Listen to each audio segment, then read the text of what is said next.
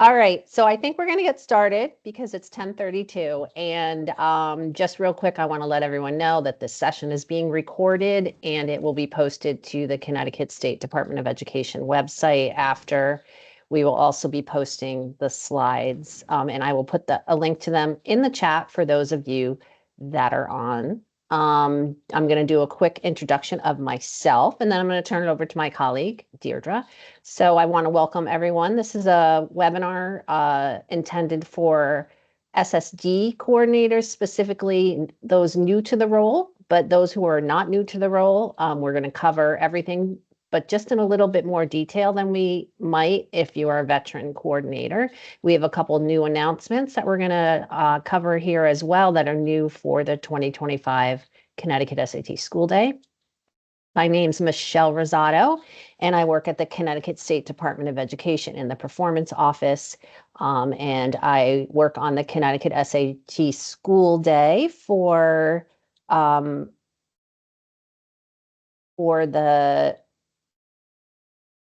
Keisha. You have a different screen up there. You have your email or your chat. My apologies. And I work. Whatever. I said I worked in the performance office, and I just want to thank all of you for attending today.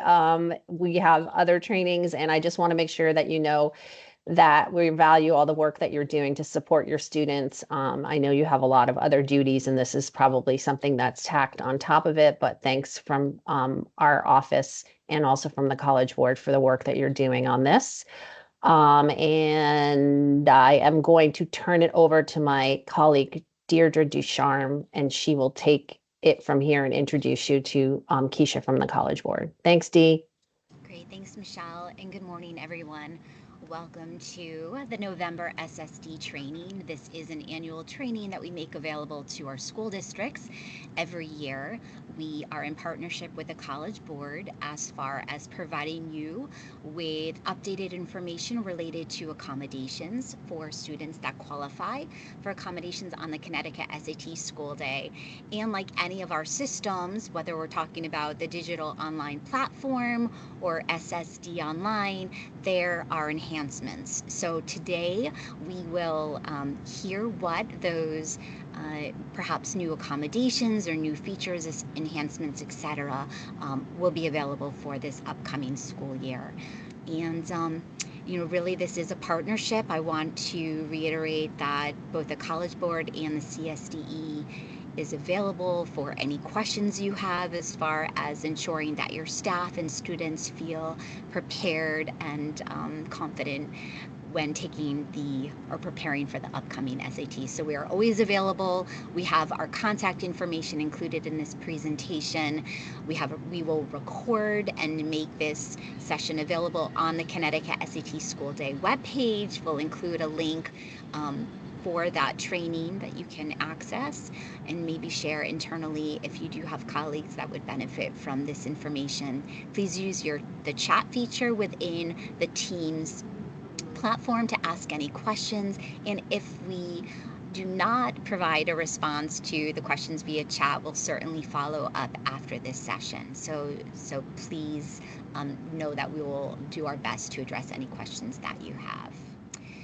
And I'm just going to take a moment and introduce my colleague, Keisha Smith. She will facilitate this training. We'll also introduce some of the other College Board staff available today. But Keisha is my closest partner in the world of accommodations, and she and her team work very hard to support you and your students using accommodations. Keisha.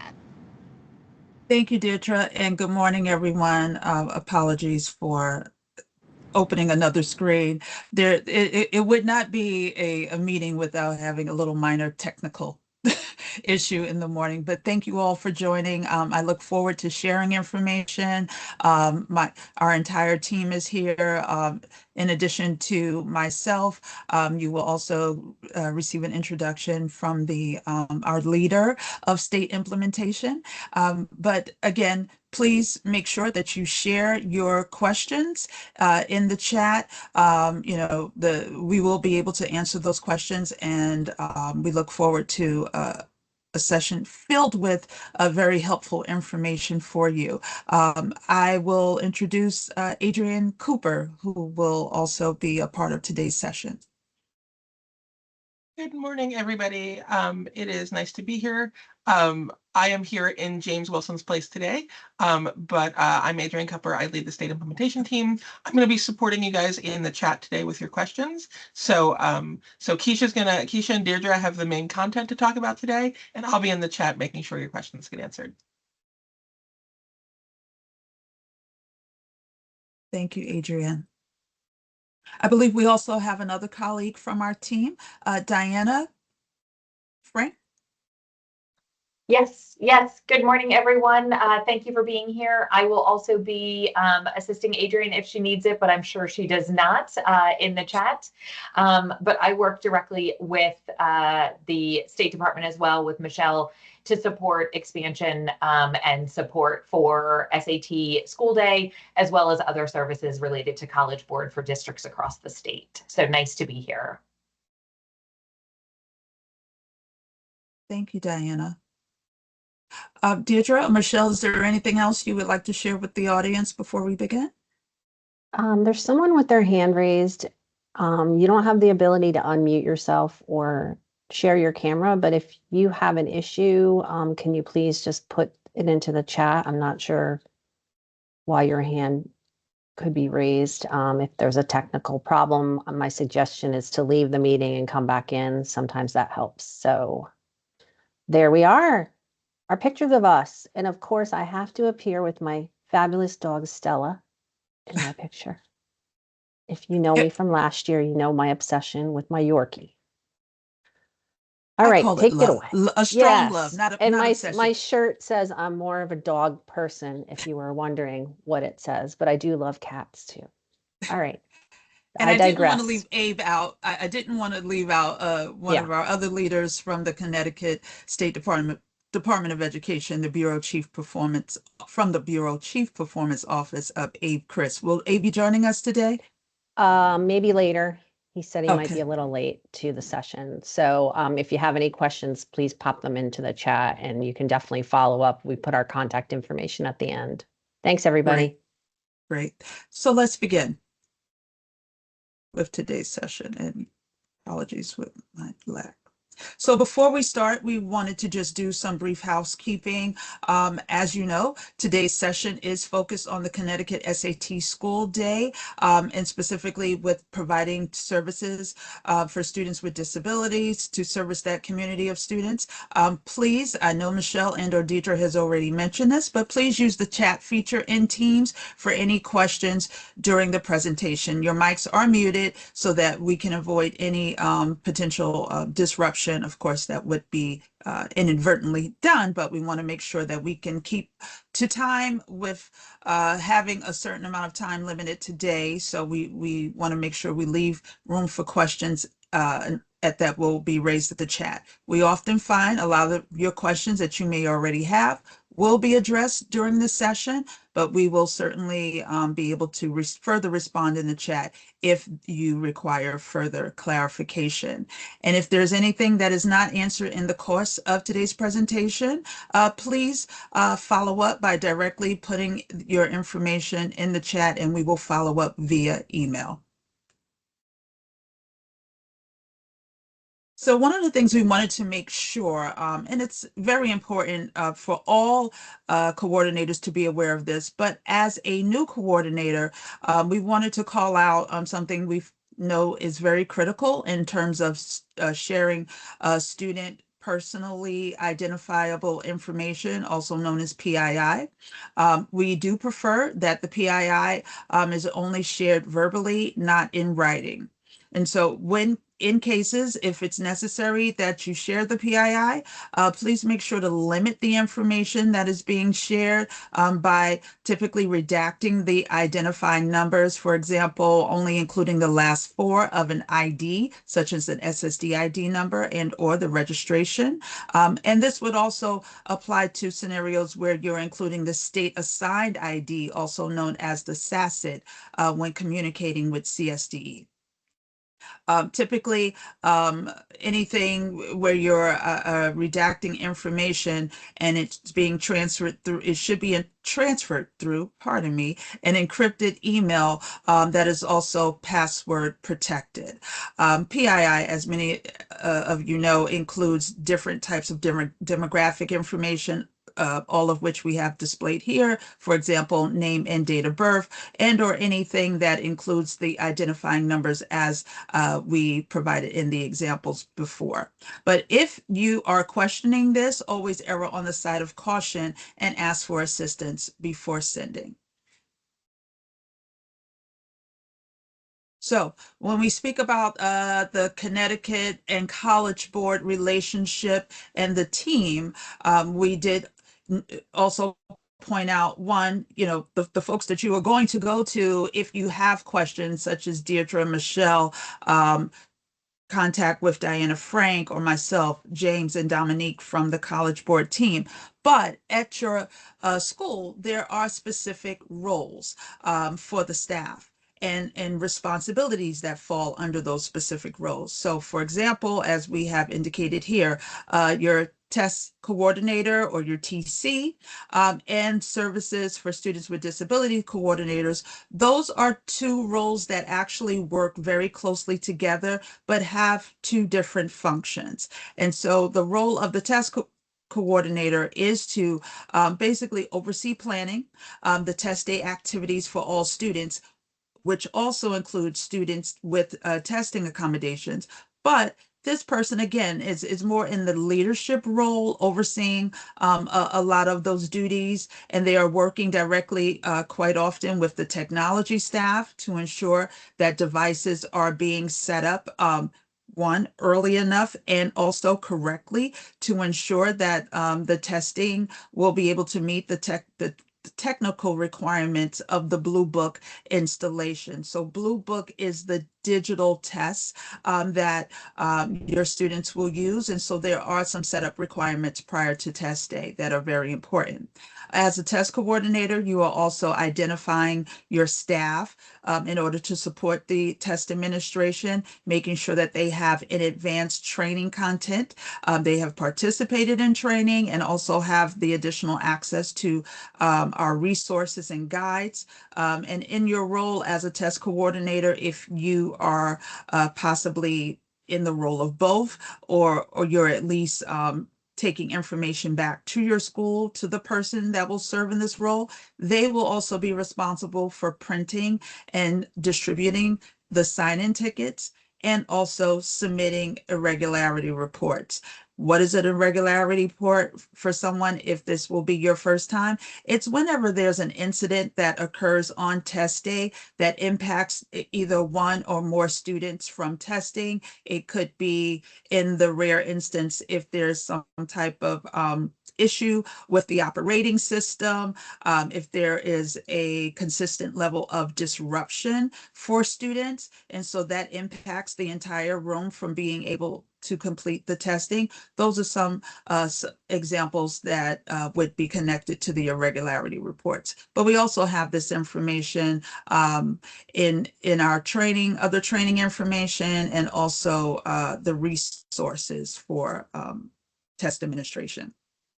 And then, of course, we have the Services for Students with Disability Coordinator, your SSD coordinator, which many of you are that are participating here today. And so this is an extremely important role because you are the ones that are actually putting the students' information into the system, into the College Board system, SSD Online, that we will go over momentarily. So you're submitting these requests for your students with an individual IEP, students who have a 504 plan, and also for your English and or multilingual learners, because the EL 50% must be configured into the digital package. So in order to do that, you will need to add those students through the system. And it is slightly different, but it must go through SSD Online. You are also assisting, as I mentioned, collaboration, extremely important in this process to make it successful for students. So you're assisting the test coordinator in determining the rooms and staff required for administering the accommodations. So for example, your 50% students testing in a room versus 100% time. And again, collaboration is being mentioned here again, because you're working directly with your TC in addition to the technology coordinator as we provided above, because we want to make sure that test setup is done appropriately to allow students to be able to take the SAT with their testing accommodations. I just wanted to pop in here, and I know we're going to go into a lot more detail about how you enter the accommodations. So for those of you that are new to the role, don't worry, Keisha's going to go into all the detail. But I wanted to just jump in and say that on our other assessments, we have an upload from CT SEDS, but for Connecticut SAT School Day, we do not have that. And so you have to use the SSD system to enter accommodations from the IEP or 504 or the EL/ML plan, which I don't know if Deirdre, if you want to like mention anything else, like maybe I didn't like say something appropriately, but I did want to call that out because I know a lot of you probably deal with our 3 through 8 and also the science that happens in grade 11. Yeah, thanks, Michelle. I think for those that are familiar with the College Board assessments and preparing students to take the SAT school day, those individuals are aware that there is a separate process for requesting accommodations through the College Board.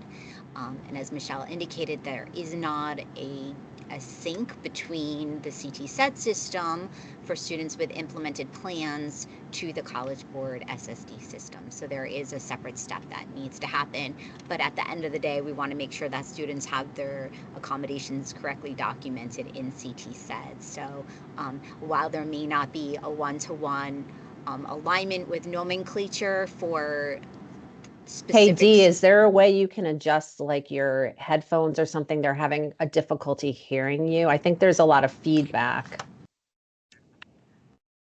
See if this helps. I did, Keisha talked about technology, and these are brand new headsets.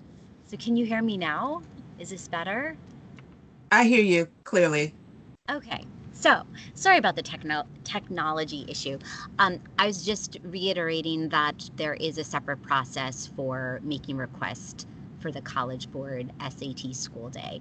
And it does not take the place of the important documentation that happens at the planning and placement team meetings and Section 504 convening. So you want to make sure that the students' accommodations are appropriately identified in the student's plan, but there is a separate process for then taking those accommodations and making sure that they're requested in the College Board SSD system.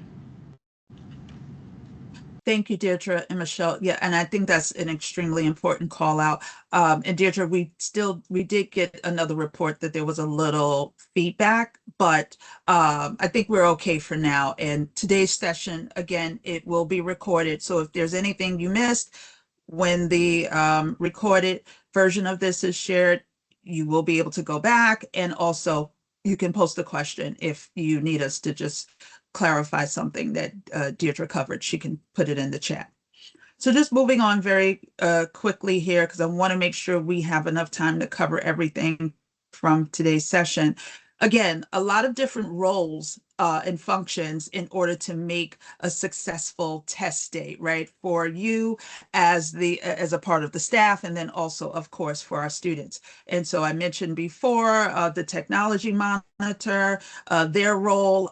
We won't dig deeply into it, but again, they're making sure that there are less risks of any troubleshooting needs, but if so, they will be able to provide the assistance prior to test day, and then of course on test day.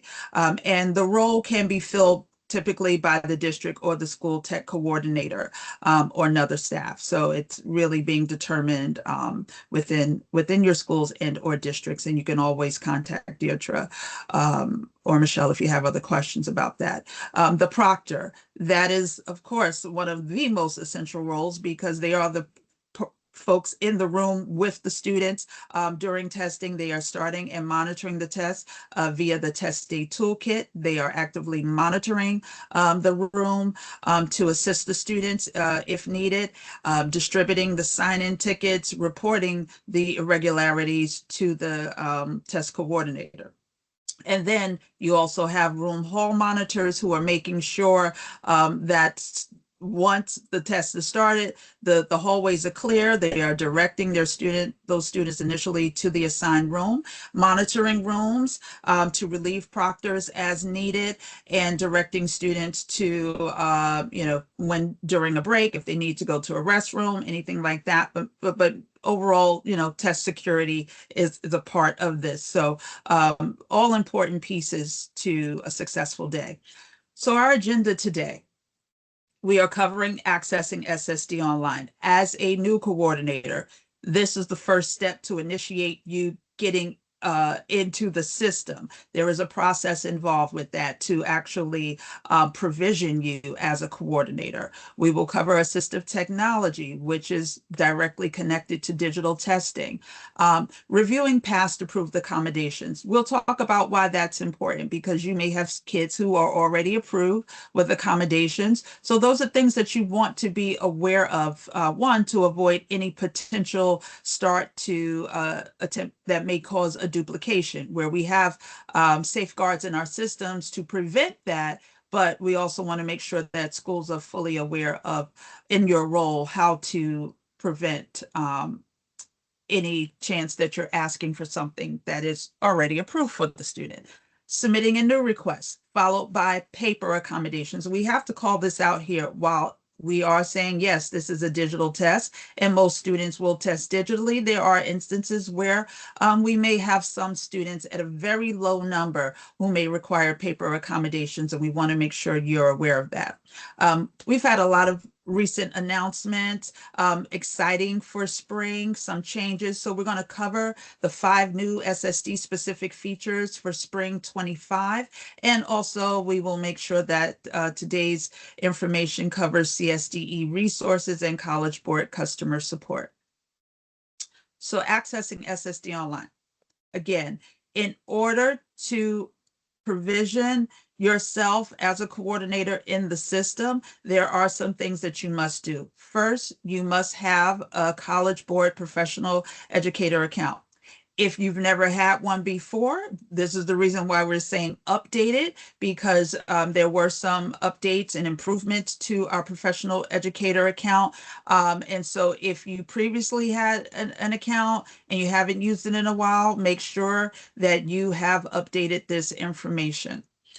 There's additional information here, of course, to explain that if you are updating, you've had an email associated with your account, it needs to match specific information. And so submitting your school's spring 25 SAT onboarding survey is also another part of this process. This was sent back in September. Make sure you are also updating your coordinator form. We have a link that is dedicated here. And again, as mentioned, older accounts will need to be updated in order to continue you with the provisioning process. Once you are approved for accessing, you would then log directly onto SSD Online. Once you're going into SSD Online, you will be able to continue through the process. If you are a returning SSD coordinator, this is where, again, your information would go back to. Or once you're established as a coordinator, anytime you sign in, this is where you're putting your information in. So as a new SSD coordinator, or if you're a coordinator who's recently changed to a different school, this form is required for College Board SSD to have on file. So we will need this information to be filled out. It will need to include your school's code, which is also referred to at College Board as the attending institution. code. As a new SSD coordinator, again, reiterating it, you have to have the professional account, but you must make sure all this information is completed in order for us to completely process this. Once processed, you will receive email confirmation when the form has been received. The role of the coordinator requires that each school have at least one primary. You can have as many other persons identified with user coordinator access, but one person will be the primary. So at Smith High School, Deirdre would be identified when initially signing up, if there's no other coordinator in that role, as the primary. Then I come in to assist her with submitting student requests in SSD Online. My access will look very similar, but I will be established as a SSD coordinator with user access. Deirdre will be the one receiving the communications about the student, such as when the decision is processed, it's updated. She will receive the emails. Any other related communications that we share to SSD coordinators would go to Deirdre at Smith High School in the role of the primary coordinator. So this is just a reminder, just asking you if you've updated your College Board account yet. And you can always, again, with today's session being recorded, you can reflect back to this information. So let's talk about assistive technology. Again, a digital test. There are general device requirements in order to make sure that students are prepared to sit for the exam. We do have a hyperlink included here to cover what the acceptable devices are, the power requirements, and Wi-Fi accessibility. Typically, students are taking the test on a desktop, laptop, or full-size tablet. It depends on what's currently being used. The desktops and Chromebooks, please be aware, must be school managed. However, all other devices may be personal. External mice are permitted. Tablets may only use external, will only use external keyboards, pardon me. One of the things about testing digitally, we want to make sure you are fully charged. So please know that your devices must be charged for at least 3 hours to ensure that you have 3 hours of battery operation, or while testing, remain plugged into a power source. Extremely important. We do not want students to lose power while testing. Students testing with extended time, extended breaks or breaks as needed, must have access to power if needed. Remember, these are typically longer tests when we speak of accommodations that include additional time. All students, and we will cover this shortly, but all students will receive breaks designated throughout the test, but when you're receiving those additional accommodations, that's extending the amount of time that the student is actually sitting for. So those are things to be mindful of along with keeping that battery charged, and must also be able to connect to the school's network via the school Ethernet and or the Wi-Fi. The internet, be aware, internet is only needed to start and submit the test. Once they're in the test, the internet connection not being there, it will not be a concern, but it will be needed prior to and submitting at the end of the exam. So when you're testing with technology, we know that technology is so general. When we say assistive technology, what does that mean, right? We know that there are so many different ways to look at the use of technology for students. And so we know that there are specific accommodations that may look slightly different when we're speaking to the operating devices in terms of the installation for students to access the technology. So being aware of it, depending on your device, such as your Chromebook, Windows, iPad, or Mac, are important. And looking through those details in terms of what accessibility resources are available, and to ensure that those are being provided specifically to the students. And so when we further define assistive technology for the Blue Book digital test, we want to make sure that we're offering a variety of options here for students. So one, there are universal accessibility features that are available directly through the Blue Book testing. And the great thing about this, while the universal accessibility for students in a lot of cases may not always require a formal accommodation, which I'm going to talk about a little bit more when we discuss the tools. But we want to make sure that you are aware, again, that depending on the device, sometimes you may need some additional configuration. There are also embedded accessibility tools that are available, which I mentioned just now. We will go over in one moment. But then we also have embedded accommodations, which we will cover a little later. But there's also external assistive technology, which we sometimes refer to as like third-party software. And so that in some instances would be available on the computer when that student has been approved for the accommodation.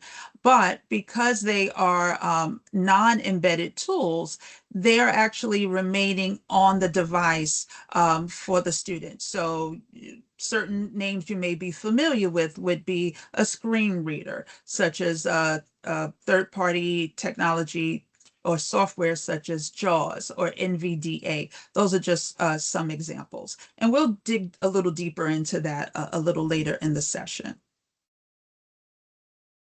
So again, SSD Online. This is going to be your source for all of your student information. The student must actually exist in SSD Online before they can move throughout the digital system and connecting to our testing. So we're starting here in SSD Online. And so if you recall, I mentioned earlier about reviewing past approved accommodations in SSD.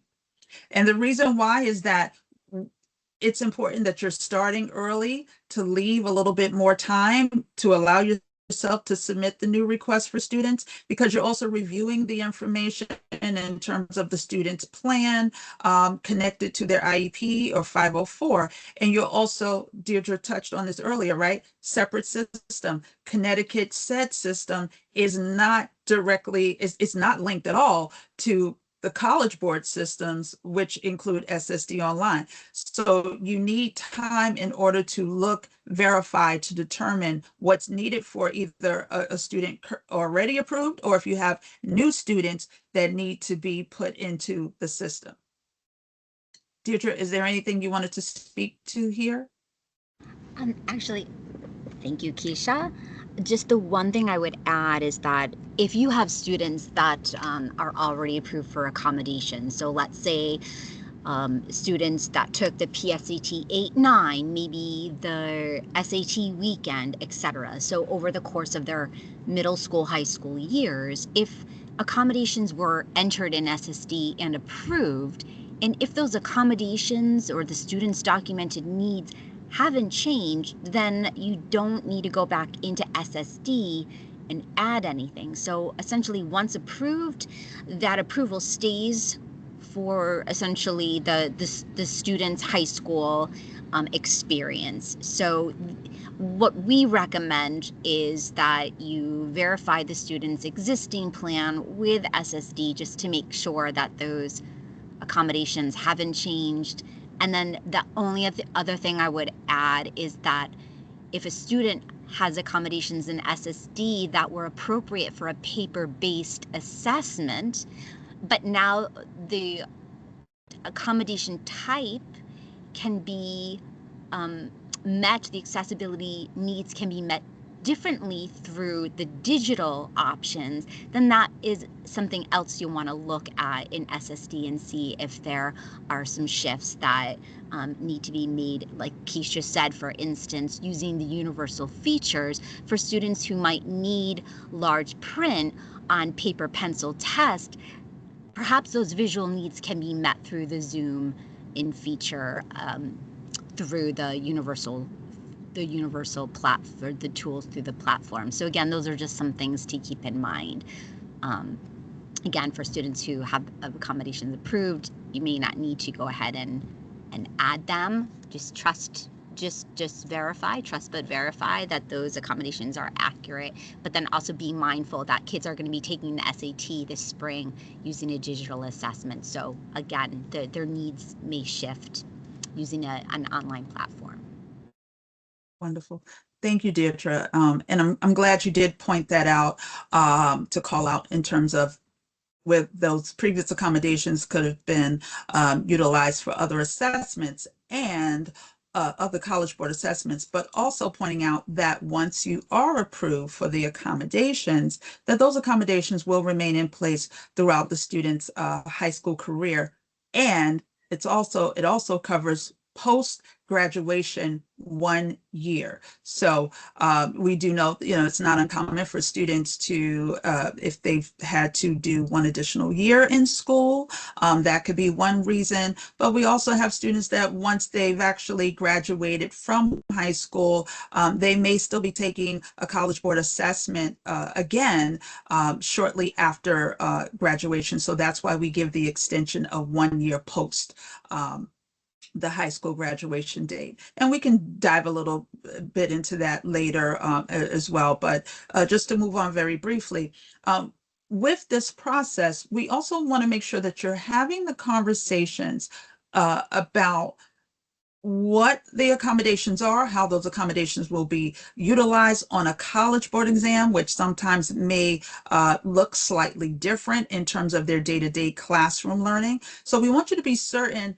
that the student and family are aware of the expectations and that they understand that those accommodations, the functions of those accommodations for the exam, were they discussed during the meetings at the school, with the family where they are typically included, the parent and or guardians. Do the accommodations align with what the student uses for other standardized or classroom tests? Does the student and their parent and or guardian understand those differences? As I mentioned, similar to an example that Deirdre said, right? When we're speaking about, well, maybe they're typically taking paper-based testing, so if they're using large print, but that it's a digital exam. And so what that means is the expectation is in most cases that the student would be able to test digitally, where they would use a universal tool as Zoom or magnification. So there are differences there, which we will cover later. And also, do the accommodation requests make sense when considering the range? Syncing exactly back to what we just said. Now that we have these wonderful universal tools that are embedded, so keeping in mind that student may need accommodations for other College Board tests as well. That's something important to think about, right? But first, we can always make a change, and we'll talk about that a little bit later, but we also just want to make sure, more importantly, go back to that first bullet, starting early and leaving time to ask the questions. We are your source, in addition to the wonderful resources that we have, but Deirdre is a guru, and I rely on her strongly when we speak to Connecticut State accommodations for students, and she relies on me as well when we speak to College Board SSD accommodations. So just know that, when in doubt, before you start doing anything, reach out to us. We have customer support as well, but we are here to offer you more of that white glove one-on-one service. So I want to make sure that you do not hesitate to contact us when you have those questions. So there are a couple of new things that if you are a returning coordinator here, you may not have noticed before, but in that process for reviewing the accommodations, we offer some other enhancements that will hopefully make it a little easier when you have a large population of students. So on the dashboard, and we'll go into this a little bit later, but on your dashboard, there is a functionality where you can actually print your students, and this will allow you to utilize that print dashboard button by simply clicking on it. You will export a CSV file of your students. It will show you all of the students listed with their accommodations. You can also filter, let's say if possibly the request status is pending. So it gives you all of the different functions that you would see on the dashboard, but you're moving it over into a file format, and it's allows you to sort and print, of course, if needed. We do ask that you follow best practices listed previously as you review each of the categories. So again, just so you can kind of figure out, do you need to keep the accommodation as is, so no additional changes necessary, removing of the accommodations based on what's listed? If so, then you will need to follow the removal steps, but you're only doing that in cases where the student has also been removed from their IEP and or 504 support services. And then with utilizing this dashboard feature, if you want to. Some folks prefer to print, some people prefer just to use the online dashboard tool. It's up to you. But when you're reviewing your students, the bottom line is that you're also making the determination based on their current accommodations on the plan, if you need to also request anything new. So we've said all this, but how do I actually go in and submit a new accommodation, right? I actually need to get into SSD Online and start this process. So what we're covering here in this section is what circumstances do not require accommodations when we think about the tools, right? We spoke to that very briefly. But under what circumstances should new requests be made for students? Some more best practices to take away with.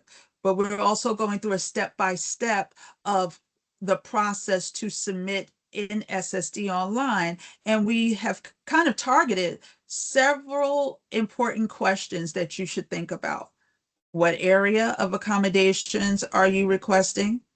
Are you ready, and do you have the permissions to actually submit the request on the student's behalf? So that's connected to consent as well.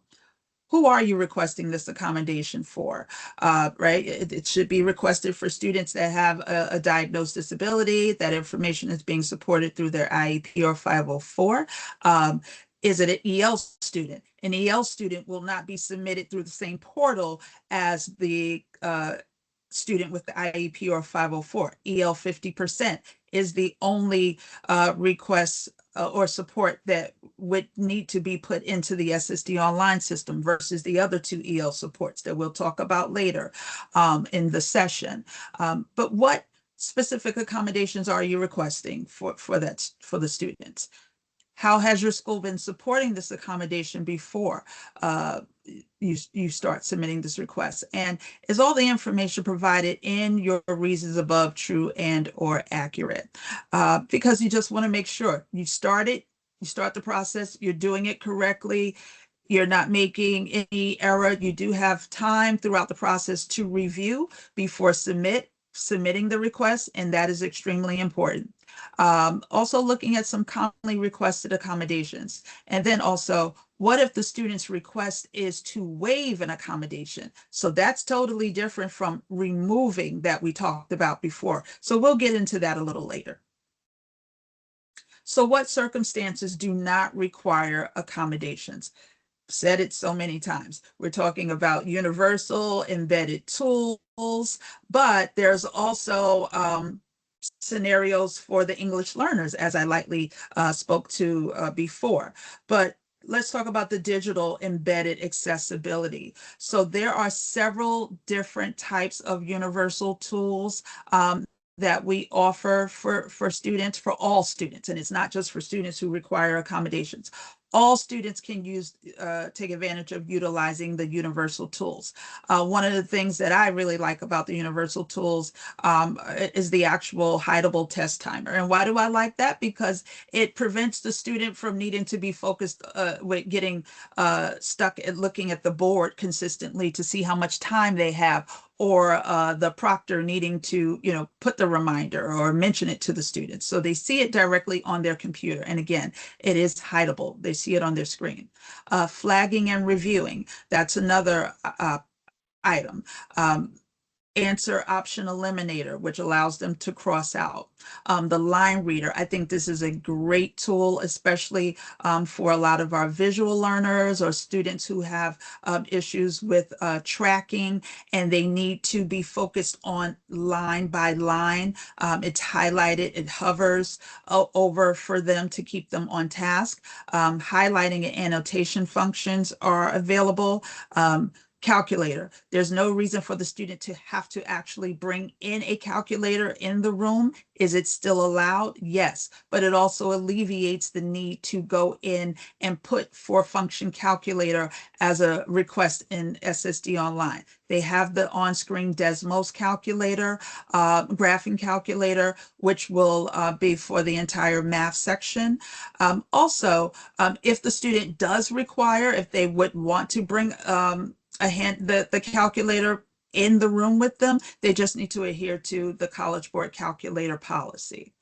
There are also math reference sheets, and one of the tools that we pointed out very early when we speak to the zoom in, zoom out magnification, you want to increase that the size of the text to your preference. You can do that. One of the things just to keep in mind, it may, the magnification limits may vary according to the operating device. So just be mindful of that. And the more you increase, the less the student will see on the screen. So I will mention this and I'll say it several times throughout today's section. It's about practicing before test day. Practicing to make sure that students are comfortable with using the different types of tools that we offer, and they can also practice with different types of accommodations. So that's something extremely important to be mindful of. There's also non-embedded accessibility that we speak to. And the reason why we say that is for in-school testing / school day participation, there are certain things that we allow more flexibility on, and it's determined at the school's discretion. And that those options would include small group. So it's a famous question. What makes a small group? Well, we're saying that there's really no minimum. Do we recommend in terms of what the small group may be? Yes. And that's going to be based on the size of the room.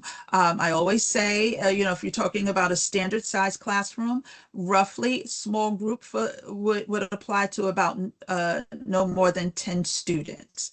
If you move now to a larger room, such as a library, where you're going to have more space in the setup and you still are following seating policies that the College Board has in place, that small group will now could double potentially, right? But again, it's determined at your school's discretion. Preferential seating, where does the student want to sit, in front or the back, near the door, in case this is a student that needs to go to the bathroom more often than others to reduce disruption. That's another thing to think about. We also take into consideration our students that may require wheelchair accessibility and or special furniture. Sometimes students need to have a desk that moves up and down or something, or a slanted desk. I know that's another one that we've seen. So we make sure that, you determine that at the school level, and just making sure you follow the seating distance here. If the student needs access to a nurse during a designated break, that's also allowed. But what we want to make sure we call out here is that utilizing a familiar proctor is a conflict of interest. So you have to make sure, for example, I'm a student testing in the room. My mother should not be the proctor, for example. Deirdre, you came off mic. Was there something you wanted to say? I'll jump in after, Keisha. You can continue. Okay, and very quickly, when I talked about with EL supports, and we'll talk about it again, there are 2 supports that do not require entry in SSD Online, and that would be the translated test directions and the approved word-to-word bilingual dictionaries. We've also included here in this slide additional languages that will be the EL supports will be available in February.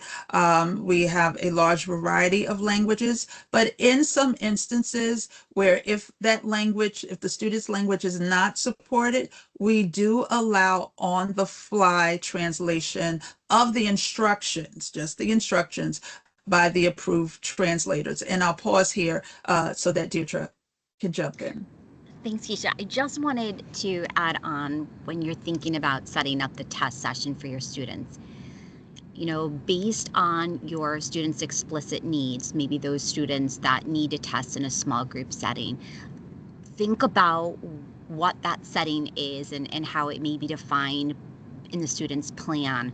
And so essentially that test setting should mirror what the students are accustomed to when they're receiving instruction or maybe participating in local district assessment. So we want to reiterate that there is flexibility when you're planning your test rooms. So there's flexibility at the high school level for all students as far as the availability of rooms and staff and devices. But then for your students who have explicit needs based on their plan, you want to make sure that you follow what those needs are within the test setting so that you can meet the students' needs when taking the test. Excellent point, Deirdre. Thank you for sharing that. And so under what circumstances should new requests be made, right? So when we talk about universal accessibility features and taking into consideration, there may be considerations that do not meet a student's IEP or 504. If none of the features, considerations, or supports listed on the prior slide that we just covered meet the student's IEP or 504 requirements, an accommodation may be requested for any documented disability with a demonstrated functional need or that demonstrates functional impact. And to put it simply, College Board will review any request, just so you know, right? But when we do review that, there may be instances where we need to have more information, such as documentation that would be provided. But before I dig into that, I will say, for the purpose of the Connecticut SAT School Day, one, in most cases, students will be approved or processed without requiring documentation. But in the case where documentation may be needed, in partnership with Connecticut State Department of Education, we have created an upload form that you would use, and that would be applicable in most instances. But if it's a case where it's an accommodation that's identified as other and it does not provide us with any clear information, we will typically, one, ask to receive some additional information about this disability. And also, I will follow up directly with Deirdre, who will connect with the school so that we can speak to understanding what the actual needs are and determine what can be provided for the student. So some best practices for when requesting new accommodations in SSD Online. We do have a deadline, a hard deadline that we follow. And I do say it's a hard deadline with some exceptions, right? But the deadline for participation in Spring SAT School Day is for 2025 is January 13th. For all known new accommodations for the students. We want you to be certain that students and families fully understand what the expectations are for test day. They also understand the accommodations that are being provided, because they will also receive a copy of that letter. So in terms of there is consent required in order for you to apply for on the student's behalf.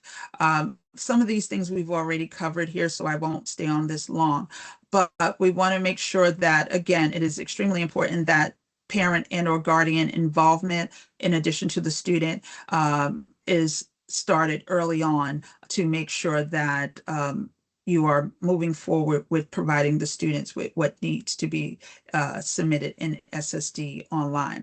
And once you do submit that information, again, because most students are being approved initially without requiring documentation, you should just get in the habit of regularly checking your dashboard, and you will receive emails regarding the decisions and or if there's a scenario where more additional information may be needed.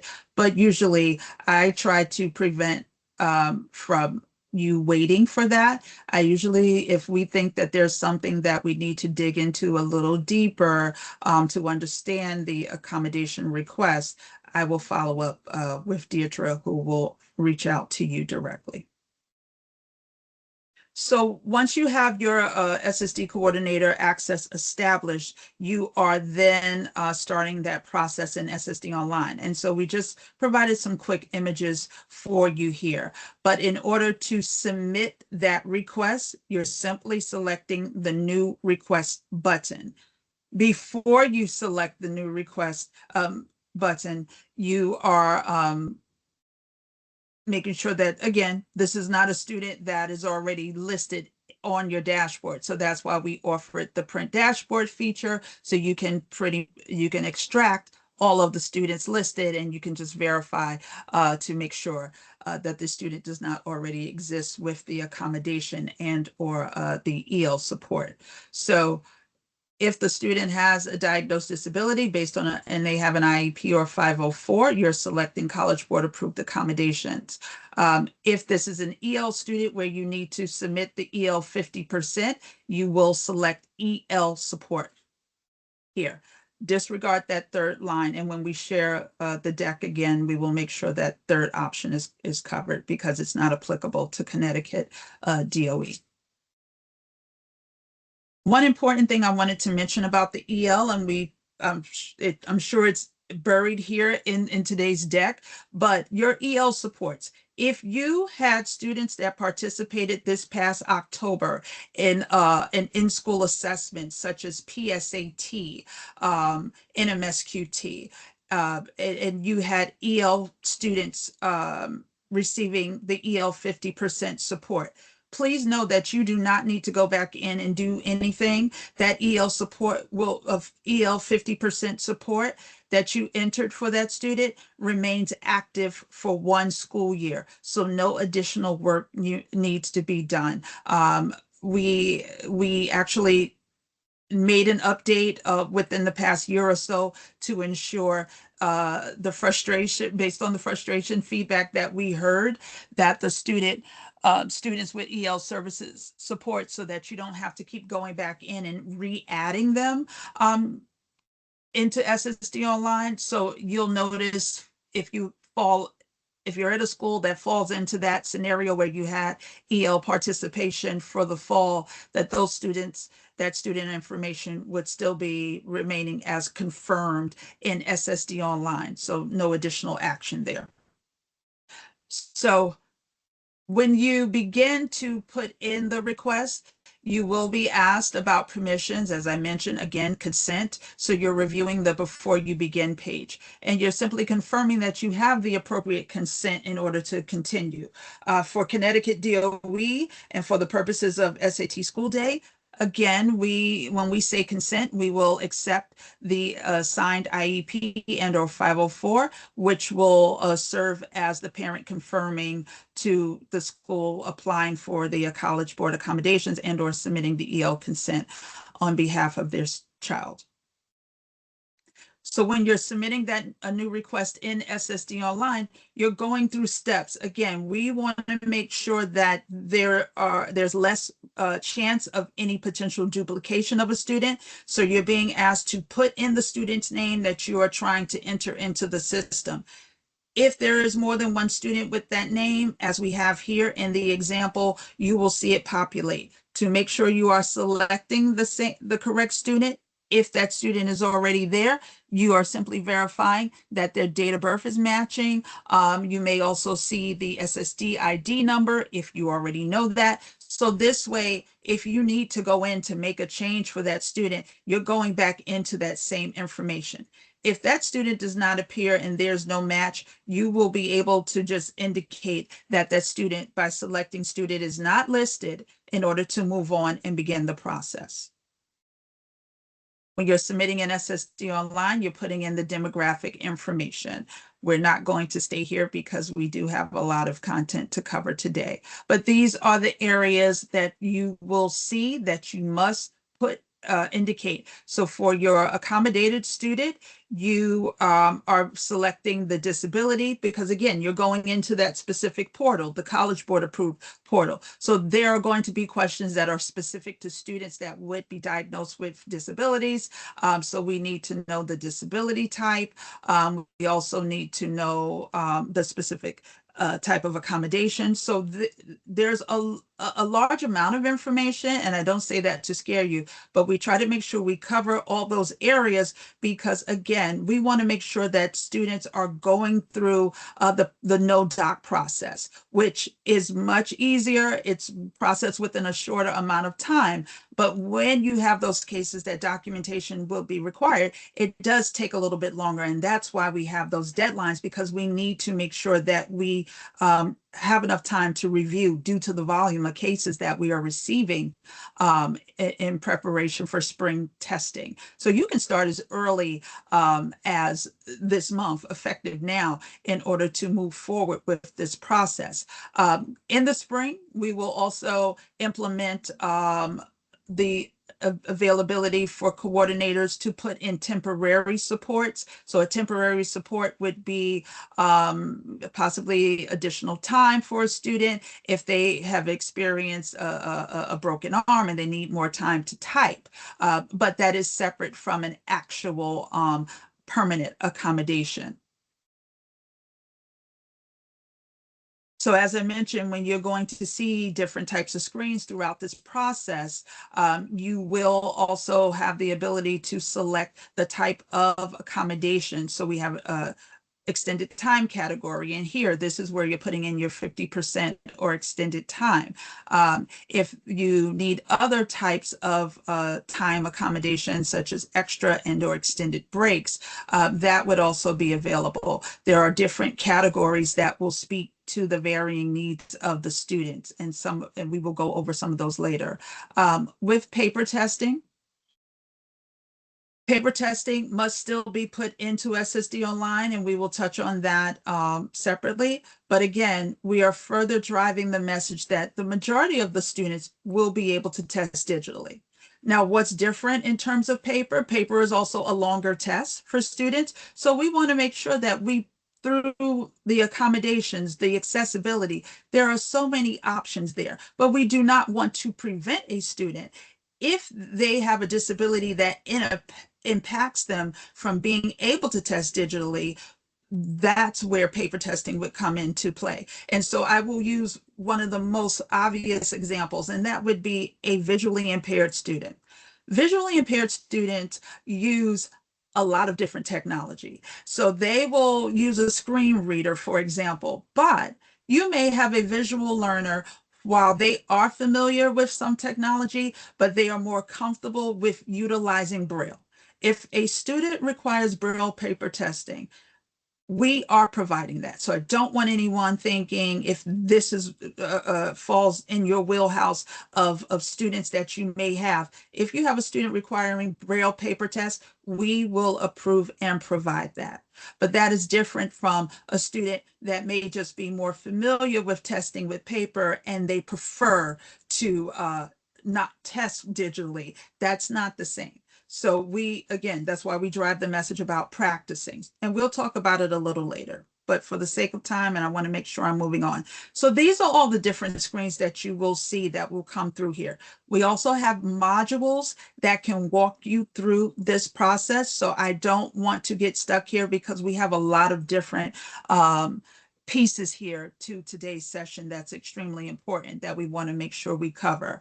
So when we talk about accommodations, we like to give scenarios. I think that's a really good way to walk through what could potentially happen on test day. So we have a scenario here where if you're following the IEP and you have a student that's receiving extended time in the classroom, we want to make sure how would that actually be appropriate for the accommodation they're getting on a College Board exam. So does the student sometimes use the additional time as opposed to typically using a lot more of the time throughout the test? But if the student does not need additional time to complete the multiple choice questions, they may not actually need to request time. We have other variations that may work better for that student. And that could be the extra breaks. I'll jump back to that comment that's noted above, right? There will be a waive option available for students where if they have that time and they say a couple of days before the test, I do not want to test with the time. And, you know, you've had the conversation with the parent. You're not removing it from their College Board accommodation. You're simply waiving it. There is functionality there in the SDMS system, which is our state data management system, connected to the digital test that will allow you to do that. But you have to activate that waive option before it can connect to the digital testing packages. So those are things that you want to think of. And we want to make sure that, again, emphasizing having that conversation with the student, the teacher, the guardians early on to make sure, and offering the ability for them to use the full-length practice test. So this way we know for certain what will and may not work for the student. For the sake of time, we'll not dig into this. And we've already touched on the Zoom, and I like to talk about that often because I think that drives the message a little easier about universal tools that we offer. The Zoom functionality avoids you from needing to go in and request for large print. We've changed some accommodation names. There are a lot of different things going on that we are recognizing as an organization that we need to speak to make sure that there's no confusion or less confusion for educators in preparation for administering tests to students. And so with the large print accommodation, we found that sometimes schools were awaiting a paper test when in fact, although the student was identified as large print, because they're testing digitally, they're using the zoom in, zoom out, and or magnification functionality that is the tool automatically available for all students. So these are things that you should think about. There are instances where, go ahead. Keisha, I'm just going to jump in. I think that's a really important point. And we noticed this on our other standard assessments, NGSS and Smarter Balance, that there is a misunderstanding with large print and what that means. The only point I want to make about this is that in the world of digital testing, students may need a larger monitor. So if they're, working off a Chromebook, but they're using, Zoom or in large print size, but there's still a lack of real estate on the student's screen, you can think about perhaps offering a larger monitor, maybe in a one-on-one test setting. There are different ways that you can accommodate a student's visual access needs digitally in lieu of the paper pencil test. So I just want to remind you that the monitor may be one way that you can address that in addition to the universal features available. Thank you, Deirdre. That's a great call out. And when we say the use of the monitor, I'm glad you mentioned that. You do not have to submit that to College Board as a request. So just please be mindful of that. I don't want you to have to reopen a case for something that was not necessary to do. So very briefly, when we talk about accommodations, we know that there's a subset of commonly requested accommodations. Extended time is very common. Extra breaks are very common. One thing you may notice if you're a returning coordinator, but we want to make sure that now you understand some of the changes. We are now indicating extended time as up to. We will talk a little bit about the extended time policy change briefly, but now the accommodation is listed as up to. And what does up to mean? Up to means for extended time is that in the past, we said students must utilize all of their time. That is changing for spring. And what that means is that all students must utilize their extended time, their standard time. All students must utilize their standard time. But with the policy change to now make the extended time accommodation a little more flexible for kids, once that student has gotten past their standard time, the additional time that they have been approved for, if they do not want to utilize all that time, they will be able to,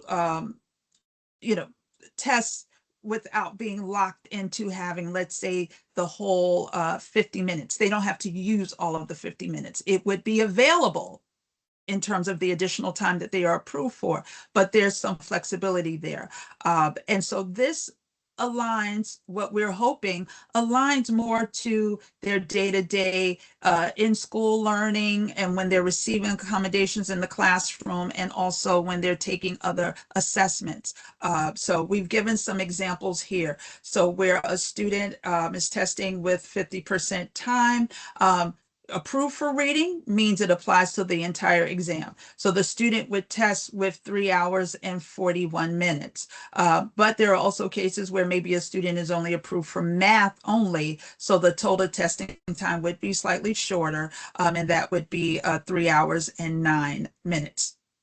Again, just keep in mind that the time above includes breaks, because breaks are automatically built into a test for students. But when you have extended time added, there are additional breaks. So your standard time kids who do not receive accommodations would test 2 hours and 24 minutes. Something else we've also added was nutrition breaks. And the reason why, we received a lot of feedback that, for lunch requirements for the states, that they needed to have a designated time for their kids to sit. The nutrition break is typically 20 minutes, but it's specific to certain extended time scenarios. And that's simply because these kids are testing longer, and that may conflict with the times that kids are normally stopping for their regular lunch break. Almost all test takers, including reading up to double time, will test in 1 day. While this says with essay here, please disregard that, because Connecticut school day participation does not include essay. Your students will test in 1 day in most cases. When does this change? And that applies for 50 and 100%. Can that change when we speak to an accommodation such as more than double time? Yes, that could, and that would be individualized depending on what that multi-day component is.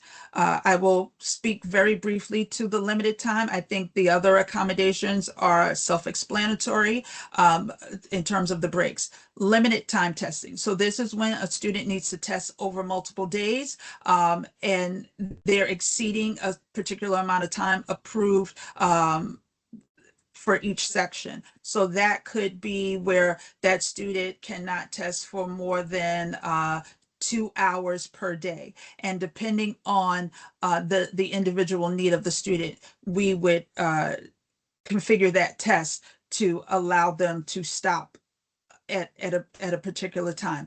This is something rare, but it's something you may need to think about, especially when you speak to students that have severe impairments and where limited time is really essential for them, and they cannot sit at the screen for a certain amount of time. So that may be a scenario to think about. But again, it's a rarity. It's not something that we commonly see. So some really great information here in terms of commonly requested when we speak to screen reader. If there's anyone on this call that is a new or returning coordinator, you may see something here that you're not familiar with. So when we developed the digital test, we offered screen reader. But the screen reader accommodation, it's different across the board, as we have learned for a lot of different students. And it actually, the purpose of it is different for students, and it's more useful for one set group of students versus others. So what we did this year, that's happening this spring, based on the feedback, we added a separate accommodation, and that is embedded text to speech. Embedded text to speech is already included in the Blue Book testing package. It's more ideal for students with a reading related learning disorder versus a screen reader. The screen reader accommodation enables third-party and or operating integrated applications to persist in Blue Book. It's more ideal for students with visual impairments because it reads everything on the screen, and that is completely different from embedded text to speech. Screen reader, as the accommodation does currently exist, will continue to automatically include 50%. For embedded text to speech does not include time. We want that to be determined by the school. Some students need additional time and some students do not. Deirdre, were you coming off mic? Okay. No, but I think that is an important Yes. that is an important difference for our more familiar coordinators to know that the provision of text to speech students will be testing with standard time unless otherwise requested in SSD. Yep, great. And so we also continue with an accommodation we had from the previous year with the rollout of digital, and that is what at the school level is often referred to as speech to text, but the accommodation in SSD online is dictation. So that again will also enable third-party or operating device, operating system integrated, where it's a speech to text, where the student would be speaking their responses. Also, something that may be more ideal for a visual impairment, or sometimes if a student would have typically needed a scribe to correspond. So that's something to think about. Braille will not cover. I think it's very clear. Again, if a student needs Braille paper tests, it will need to be indicated also to state paper in addition to selecting Braille. Otherwise, students that would receive Braille and can use accessibility will receive the screen reader accommodation. Keisha, can you actually respond to a question in the chat right now? Because I think it will apply to everybody. If a student already has screen reader as an accommodation, what are we doing? Like, do they have to request individually embedded text to speech for a student, or are we doing some sort of bulk action? Can you talk about that? Yes, and I love that question, and I'm so glad it was asked. So what we are doing for students who are currently approved in SSD Online with the screen reader accommodation, and we've actually shared a newsletter recently with coordinators last week about this, but it's important that we speak to it. To remove the burden off of the school, because there will be a lot of students that fall into this, right? Screen reader. So if your student's already approved for the screen reader, what we are doing is that we are adding the text to speech accommodation to that student. So this way you do not have to go back in to do so. So this will also give the student the option where they will have either or screen reader or text to speech. Again, screen reader has to be configured onto the device if needed, but the text to speech will be embedded. And if the student also needs the 50%, they would still be able to receive that on on test day. So there's no action for you to do there. You can once you see that it's already added in, and you know for certain that the student does not need screen reader or would not need the 50% that's automatically included with the screen reader, you can go in to actually remove it from SSD online. So we've actually laid out, and I'll make sure when we share this recorded session that we also include the link again for the newsletter announcement that covers how this will actually work. But again, we wanted to make sure we spoke to the group of kids who were already approved for this and made sure that we took the burden off of the school as much as possible, because we know you have a lot of kids that fall under that. I'm looking at my time check, and thank you, Adrian. Just one clarification, Keisha. Yes, ma'am. So that's true for students that have existing approvals. For Yes. students, though, that you are requesting it new, if you're requesting embedded text-to-speech as a new accommodation, and they need extended time for new requests, make sure you request both embedded text-to-speech and extended time if the student needs that. That is correct. And thank you for making sure we spoke to that. That is correct. So brand new entry has no previous record of any of those accommodations, right? This is a new kid to the school, just as an example. Needing text-to-speech, if they only need text-to-speech and do not require additional time, meaning they will have text-to-speech embedded, standard time, you're only putting in text-to-speech. But if they also require additional time along with the text-to-speech accommodation, as Adrian mentioned, both requests must be provided. Okay. And for the sake of time, I will not stay on these. We can also, again, I am here as an additional resource to address. But something very important that we want to make sure we cover is, what if the student's request is to waive an accommodation? So this is different from a removal. And I did mention it earlier because I had a feeling that folks were wondering, well, I don't want to permanently remove it, but we just want to waive it for test day. So when is an accommodation waived prior to testing? If when the accommodation is still part of the IEP or 504, and therefore should not actually be removed from SSD online, because by removing it, you're also removing the ability for the student to utilize the accommodation for other College Board exams.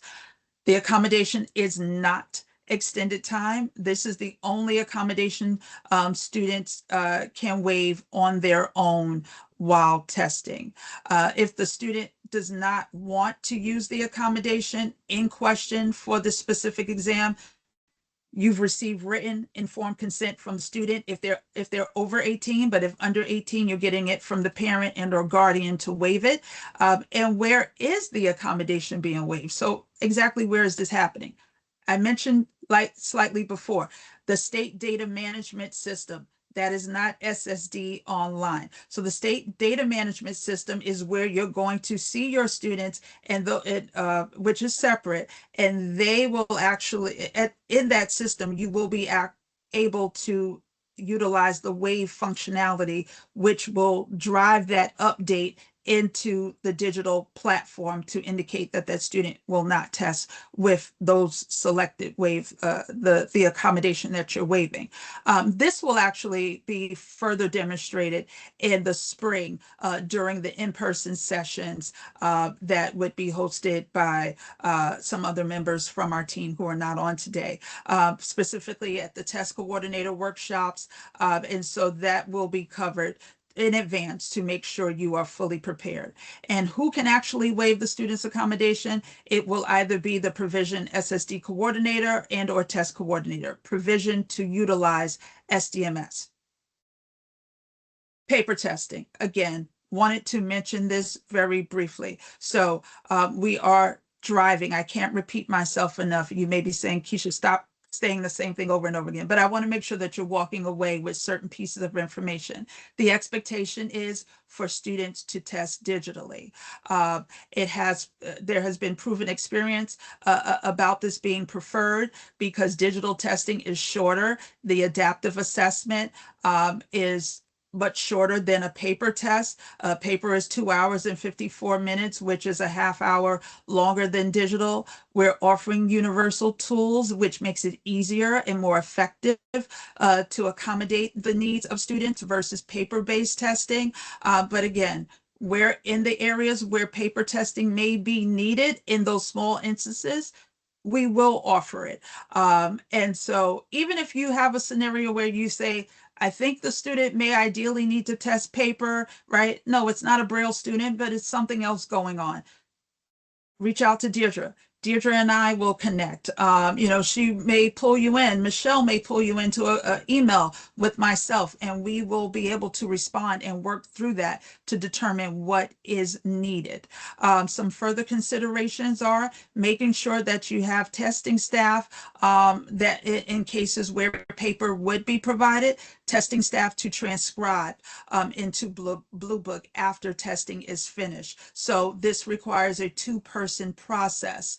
And then, of course, for all the reasons stated above, requesting paper also typically will require documentation and review. This is just a quick image that you can go back to in order to go over the steps to add paper. When you go in to put in the accommodation, the disability, the accommodation, you're selecting other, and then you're typing in paper test for the digital assessment. You're putting that in addition to what the actual accommodations are for the student, unless the student's already approved for other things, but now you're also saying paper. So if the student's already identified as Braille, to make sure that they receive a Braille paper test if needed, you're putting in that specific messaging.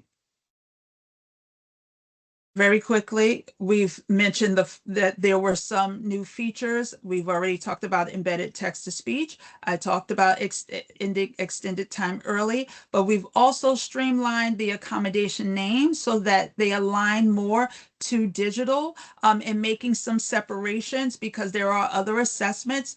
The SSD online system is one system. So when you're going in, you're putting in accommodations that will be applicable to the SAT suite, but also to AP. And there are certain AP subject tests that may have a hybrid of paper and digital, or an option for paper only. So those are things that you may need to think about. But again, we broke out the accommodation names or updated the accommodation names to make sure we're pointing out some of those differences. New in 25, the temporary support, no longer via paper. It will be an online process. And you may have kids that are being transferred into your school so that you have to use the transfer feature. We've enhanced that. We also have an announcement banner that where we post messages throughout the year regularly. So we want to make sure that you're able to do that. I did want to touch, I know I only have 2 minutes, but I have to make sure I talk a little bit more about the embedded text-to-speech. So a part of the functions and features is that it is available on all setup. You must do the check-in and testing pages. It works offline so that if the internet is lost and does not increase exam download size, the bandwidth requirements, there are specific bandwidth requirements. I'm sorry, I was not being clear about that. And for example, if your device and or network requirements do not change. This will appear as an embedded toolbar with basic controls such as play, pause, speed, volume, and selecting the voice. Have to make sure a takeaway here. You're thinking about, how do I prepare my kids to do this? We will have practice available for text-to-speech embedded that will be available in January. And so just so you know, so we want to make sure you're prepared way in advance. And again, it is shorter compared to a screen reader. Screen reader will read all of the text. Embedded text-to-speech provides short descriptions for images and graphs. And again, one of the bigger takeaways, embedded text-to-speech does not automatically include extended time, as we mentioned. So if extended time is needed, putting it in as a brand new request, you're putting in both. This is a quick overview image of that. You can go back. We mentioned the functionality with the play stop features, increasing the speed. these are things that are really great about the text-to-speech functionality. Do we have time? I know we're at time at 12 o'clock. I'm not sure if we would have time to go over these additional slides here. Deirdre, Michelle? It is 12 noon. There's a lot of really valuable information in this training, so I recommend our participants to refer to the slides based on the link that Michelle provided, and certainly use us as a resource if you have specific questions. How many more slides do we have? There could roughly be about at least 10 more. Adrienne, am I right?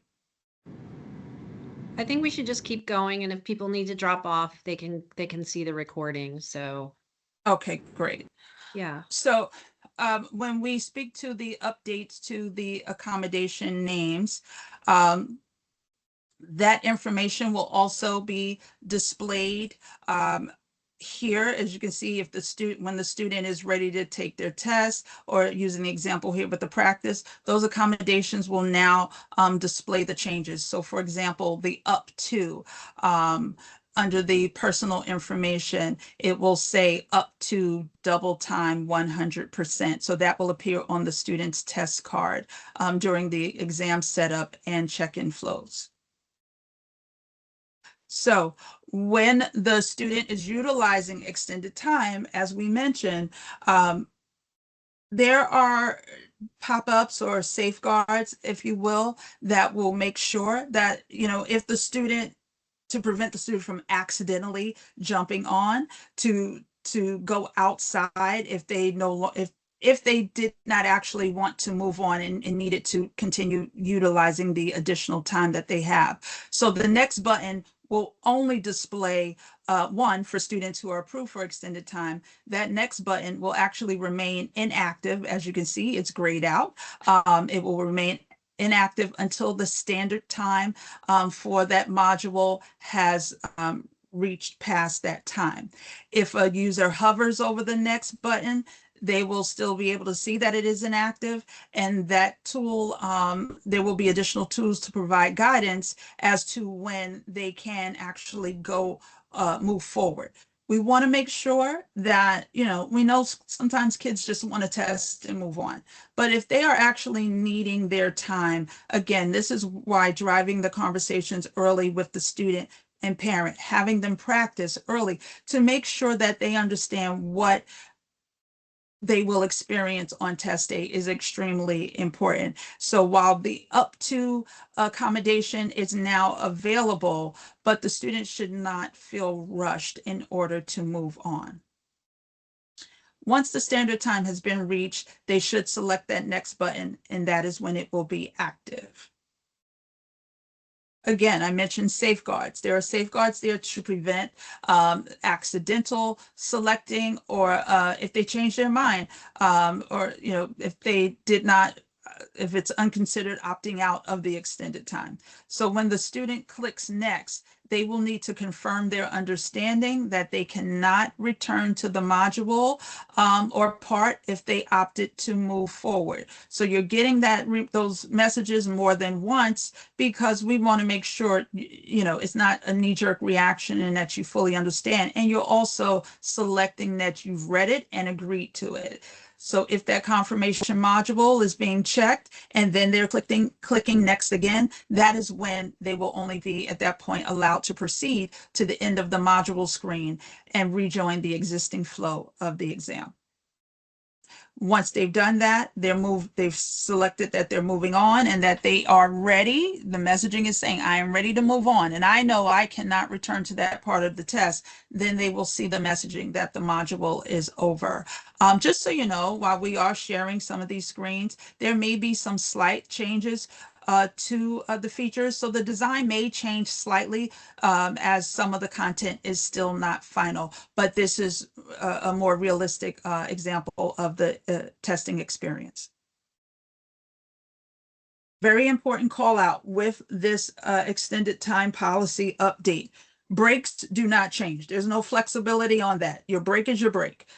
it's designated, you must utilize that time. If it says time remaining for the break, you will need to wait until the complete time runs out before you see the next messaging that will allow you to resume testing. Again, once you're getting to the end of the module, more towards the end of the test, you're getting review screens. Those safeguards are being identified there again. The final review screen will follow what similar messaging was earlier into the test. The new next button for your extended time testers will still remain inactive until that standard time has been reached. Once the student clicks next, they will get the confirmation modal appearing to further emphasize and confirm they are at the end of the test.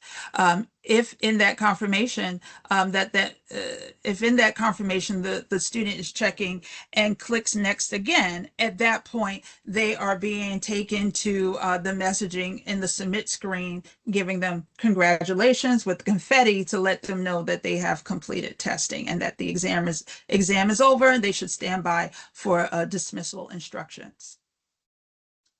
So very quickly with some SSD updates, again, we're just speaking a little bit more to things you should be aware of. Specific to Connecticut testing, the accommodation window started 2 days, it opened 2 days ago, so that's going from November 12th through the 13th. This does cover extended time students, our EL multilingual 50% time students as well. So what do we mean by a submission window? And the reason why we have this is because during this time, starting from November 12th up through January, that is the time where when documentation is required, that during that period is only when you are submitting the one-pager Connecticut form that we spoke about earlier. If outside of that, of course, not including if there are some late submit exceptions, that's different. But in general, when you're talking about you're submitting, let's say, more into March because a student is taking an SAT weekend exam, and if documentation was required then, that's slightly different. So I just want to make sure I point out the differences. While we do allow these accommodations to remain in place for all other assessments, this requirement about the submission window is more specific to the purpose of the participation in SAT school day, the Connecticut sponsored exam. With the accommodation names, it's just updates to the name. It does not change the accommodation, how the accommodation works. So there's no requesting, resubmitting of anything needed. You do not need to now go back in and try to check something else. Not required. It's just updating to the names for providing more clarity and consistency with what is included as part of the digital testing. And I gave those examples earlier about Braille. And so just to mention it a little again, Braille currently today is listed as Braille with raised line drawings. The new name, and those names will actually go into effect in by mid-December of this year. So Braille with raised line drawing would be changed to Braille, in parentheses, refreshable Braille for digital or paper Braille if approved. So we wanted to point out where those two differences are. The writer scribe, same from last year, it continues to be, the name is dictation for digital test. And again, I mentioned earlier about the temporary impairment process where you would submit directly in SSD Online, but that will go live in early 2025. And again, temporary, you're not submitting that now anyway. Those are those situations where our students are, participating in sports and sometimes get hurt and may suffer an injury that would prevent them from being able to test. So we do provide supports there. So those are happening closer to test day usually, or sometimes a few weeks ahead. And the typical recovery time for those students would be within 6 months or so, such as a concussion discussion. That's another example of when we would see a temporary support needed for students. The transfer feature, as I mentioned, if you have a student new to your school, they are coming from Keisha Smith High School, but now attending Deirdre Ducharme High School this year. But you know that those students have already been approved with accommodations. The enhancement tool will allow you to transfer those students directly over to your dashboard. As you see here with that arrow, that is the announcements board. That's directly in SSD online on your dashboard. The announcements board will allow you to see messaging such as the transfer process feature. We're also going to put messaging about text-to-speech embedded. So any new changes that we want to make sure you put your eyes on first when you log into SSD online, this is ideally the area where we will provide those announcements, in addition to any other updates that may be provided throughout the year. So briefly, at a glance, the journey for the SSD coordinator is simply, again, you're identifying your student by reviewing the school enrollment, such as your new students with accommodations that need to be put into the system and may have been would have received those accommodations prior at a different school. The College Board approved accommodation. So you're collecting info such as the SSD ID, if you have that, or a combination of other information. You do not have to have the SSD ID. Utilizing the student's information such as their first and last name, their DOB for matching is extremely important. The address and or if you have the school's, the prior school's AI code, that would be helpful, but we really don't need the AI code. It just further aligns to the vetting process. But what we definitely need to have are students' first and last name, date of birth to match. Transferring that student in SSD Online is where this activity must happen, and you must go through following the necessary prompts in order to complete. Once you do that, that will move the student over to your dashboard, and you're basically verifying that the student is now listed, reviewing the information, or submitting an accommodation if something else has changed, where now maybe they need something else in addition to whatever it is that they're currently receiving based on the IEP or 504 as appropriate. So that really sums up everything new for spring. I will stop here so that Deirdre can cover some of the Connecticut School Day resources available on the DOE's intranet. Great, thank you. Thanks, Keisha. I know that you had a lot of really important information to share, and I hope our SSD coordinators and educators are excited about some of the new enhancements that support our students with some of the greatest need. I want to make available additional resources that we have available on the Connecticut SAT School Day webpage. There you can access recordings of this training and subsequent trainings that we offer over the course of the school year. We also post manuals, user guides, a variety of resources, including those that support our EL, MLs, and students with disabilities. On this slide here, there's an example of a Connecticut SAT School Day specific accessibility chart. This has since been updated to include the embedded text-to-speech feature rolled out by College Board. This is available on the SAT School webpage, along with the accommodations crosswalk for the SAT. And the crosswalk document was if both of these documents were available last year, but they are useful resources when you're trying to delineate between paper pencil accommodations versus those that are used digitally. And then the only other thing that I'd like to reiterate is that we want all students to have an opportunity to practice the SAT for the purposes of familiarizing themselves with the online platform, the tools, how to negotiate, navigate the split screens, how to use the universal features that are available to all students. There's some really great tools that will help kids navigate and feel confident when taking this assessment, but we don't want their first experience to be on test day.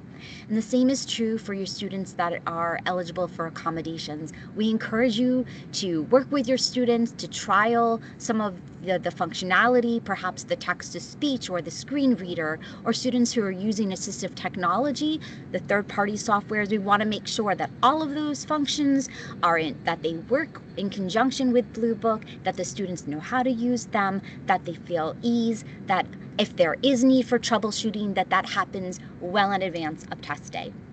And the only other thing I want to cover before we close is that we do have some specific policies and procedures for students that do not qualify for the Connecticut SAT school day. These are 11th graders that may have been identified by their planning and placement teams as eligible for participating in the Connecticut alternate assessment system. So like the SAT school day, we offer alternate assessments in the subject areas of math, ELA, and science. We have a very specific process for identifying these students with the planning and placement team. I've included some dates on this slide. This is important for our teams to make sure that they identify their students in CT sets, ideally before December 20th. We know that date's coming up soon, but we want to make sure that we know in advance who the students are that qualify for alternate assessment, so that we can make sure that these students are rostered to the correct assessment. And the State Department does provide College Board with an early student file in January. So if we can eliminate the kiddos that may qualify for alternates, that will certainly ease your work and burden when working with the various dashboards this upcoming January and February. I've included some links on this slide as well, so if you're interested or need more information on the alternate assessments, you can access them on our portal and webpage. And then I will pass this back to Keisha and Michelle, but I do want to reiterate my thank you to all of you for your time, your energy, taking the time out to participate in this training. This is truly a partnership, and we are available at any point via email, phone, questions if you want to set up a Teams meeting. I'm certainly available to support your work as you prepare for the upcoming assessment. Keisha, Michelle? Yes, thank you, Deirdre. And I second that. And I do appreciate for everyone that was able to hang on for an additional almost 20 minutes while we covered the remainder of the slides. But again, to reiterate what Deirdre has said, we are here to support. So I do appreciate the work that we do greatly with the Connecticut State Department of Education, the internal team, and our educators, because you guys are the ones that are actually doing the work at the school levels to get students to participate so that students can participate with their accommodations and also our standard time kids as well. So I look forward to the work we have ahead for this coming spring. Thanks. Do we have another slide that had our contact information on it? Yeah, I'm sure we do. I apologize if I did not. That's Yes. Okay. There we Thank go, you. everybody. There's how you reach Deirdre and I. And if you need College Board customer service, we have a specific Connecticut SAT school day email and toll-free number. We'll be having a lot more trainings and more materials available as we get closer to the administration. Generally, I send out emails probably once a week with any kind of updates. We also put information in the student assessment news. I want to thank everybody for attending, and I want to thank Keisha, Adrian, and Diana, and my colleague Deirdre for all your insight. So thanks very much, everybody. I hope you have a great day. Thanks all. Everyone, thank you. Thank you for joining.